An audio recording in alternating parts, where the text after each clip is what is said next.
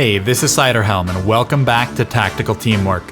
Today we're going to look at some of the advanced team strategy that defines the League of Legends tournament scene. Specifically, we're going to look at an example of the impossible decision. This is the fourth and final match between Royal Club and Fnatic at the World Semifinals for Season 3. Up until this team fight, Royal Club has been losing most of their engagements and has been falling further and further behind Fnatic. But they've managed to catch a break as they've initiated a 5 vs 4 fight before Fizz can arrive, catching Fnatic off guard. Though they've lost players, Caitlyn's survival allows them to push the second and third mid lane towers, along with the middle inhibitor.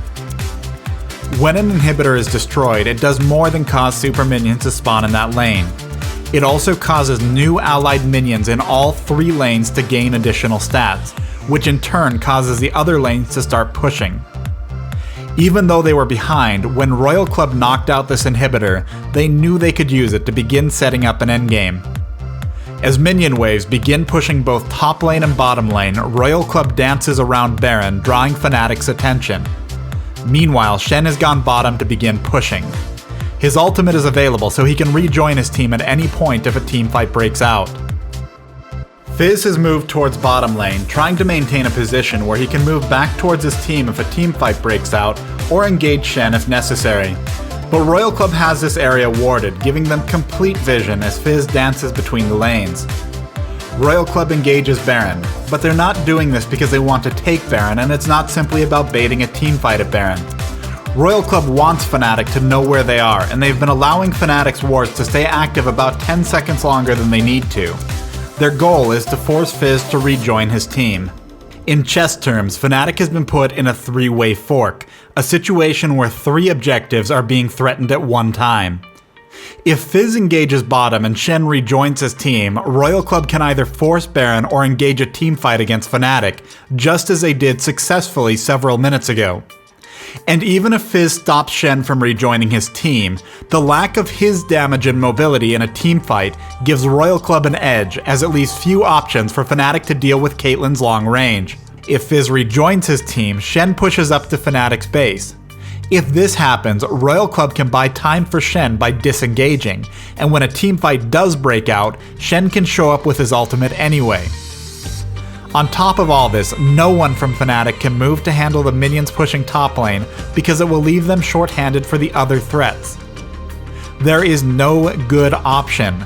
As a team, Royal Club has created a situation where any choice Fnatic makes will cost them. This is the impossible decision. Royal Club gives Fnatic an out, pulling Shen back and out of vision in bot lane. Almost immediately, Fizz returns to his team at mid lane. Of course, the moment Fizz shows back at mid lane, Shen immediately turns around and rejoins his minions, who have just finished off the second tower, and he begins pushing towards Fnatic's base.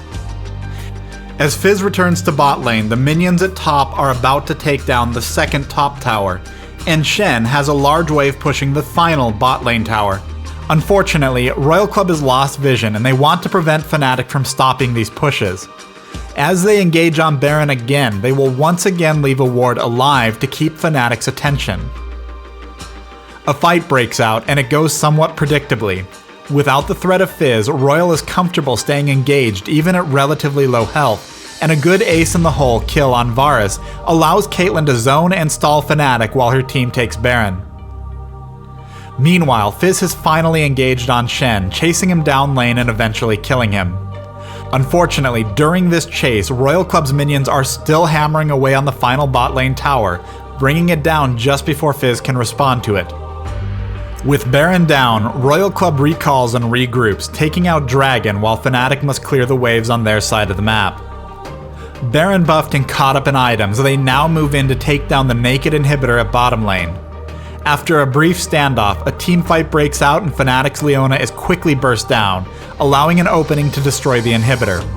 And with the middle inhibitor respawning, they're able to continue this 5-4 advantage and knock this out. So let's break down everything we've seen. A single teamfight led to 2 mid towers and the inhibitor being taken down. But because Royal Club worked as a team, they were able to turn this into a Baron kill, a Dragon kill, 3 more tower kills, a bot inhibitor kill, and a middle inhibitor kill as it respawned. These team plays, which almost no one talked about after the semifinals, are what allowed Royal Club a come-from-behind victory and secured their place in the World Finals. Both Fnatic and Royal Club were fantastic teams, and their matches were among the best tournament matches I've ever watched. I could have analyzed almost any of their team fights across their matches and broken down the plays from their members because it was all so amazing. And while these are great things, the broader team strategies often get overlooked, and these can be the biggest deciding factors in which teams come out on top. Thanks for watching this episode of Tactical Teamwork.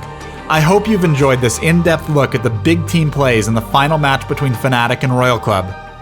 And the next time you're watching a tournament, thinking about impossible decisions will open your eyes to deeper strategies many teams are using to win games.